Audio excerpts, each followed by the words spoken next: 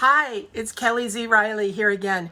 And today I'm really excited to talk to you about my new romantic comedy titled Read My Lips, in which a billionaire chocolatier falls for a woman who helps him overcome his deepest fears. Now, when I first conceived of my dyslexic hero falling for his literacy teacher, I knew I needed to come up with something pretty special to help him become a giant success. He's already a billionaire, so how did he make all those billions? I took my inspiration, first of all, from my husband, Baker Tom, who works in the food industry, and decided that that was a really great place to start out with my hero. Next, while I was traveling coast to coast on a flight, I asked my seatmate what her favorite treat food was, and she told me it was chocolate sauce, but only over vanilla ice cream. That inspired what came to be known as fantasy fudge gourmet chocolate sauce. It's the stuff dreams are made of, and it's exactly what my hero built his billion-dollar career on. Now it was time to roll up my sleeves and learn about chocolate. And I know, sounds like a tough job, right? It was definitely fun. Did you know that in the beginning, chocolate was not really sweet? Basically, the first known times that we ate chocolate or tasted chocolate was when the Aztecs were using that to build a drink that was more like today's coffee than it is like any chocolate drinks that you're familiar with. It was bitter and unsweetened, but full of this wonderful goodness that people came to crave. Eventually, when the Europeans decided to add sugar to it, it took off, and it actually drove the expansion of the British Empire to search for new places where cocoa could be grown and new places where sugar could be mined. But that's all the boring stuff. Let's get back to the fun part. I want to tell you a little bit about my modern day research into chocolate.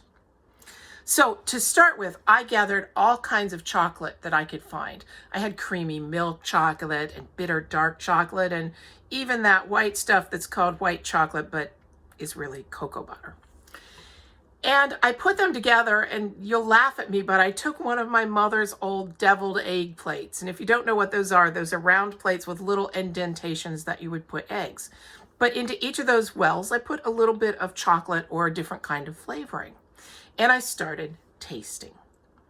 And as I worked at this, I tasted and tasted the chocolate until I could tell the difference between the cocoa content of something, which isn't all that hard. If it's bitter, it's got a lot of cocoa, and if it's sweet, it has much less. But I could also test whether or not it was produced by a process called Dutching, which is what we call Dutch chocolate, but that was made so that chocolate dissolves better in milk. And it's processing with a bitter component called an alkali. And I learned to taste that. After I could identify the chocolates, and I felt oh so gourmet being able to do that, I started mixing flavorings in with my chocolates. So by the time my billionaire hero creates a special spicy dark chocolate for his lady love, I'd already made that chocolate in my microwave at home to make sure that it didn't taste terrible. Along the way, I also learned a little bit about the history of chocolate, and I went from the business of making it, how you harvested the cocoa pods, which actually look, they're long, crinkly little pods, and they've got this white pulp, and inside is the seed, which we know as the cocoa bean. And that white pulp itself has got this little sweet tart flavor to it. It took me several years, but eventually I was able to taste that inside. And then I learned about how you harvested the beans and how they were dried and roasted and fermented, and then finally made into that creamy, wonderful thing that we call chocolate. The highlight of these studies was when my husband and I traveled to Maui with some friends, and while we were in Hawaii, we went on a Food of the Gods tour, where we actually saw cocoa beans in all of the ranges from the whole roasting process. Then we made a drink very similar to what the Aztecs would like, except with sugar because we didn't want it too bitter. And we actually tasted that chocolate. Now, that Food of the Gods is an interesting name for chocolate. One of the interesting things about it is that the compound in chocolate that is responsible for all of the feel-good effects is something called theobromine. And that literally translates as food of the gods. It's very similar in structure to caffeine. So if you like caffeine and dark coffee, you'll probably also like dark chocolate.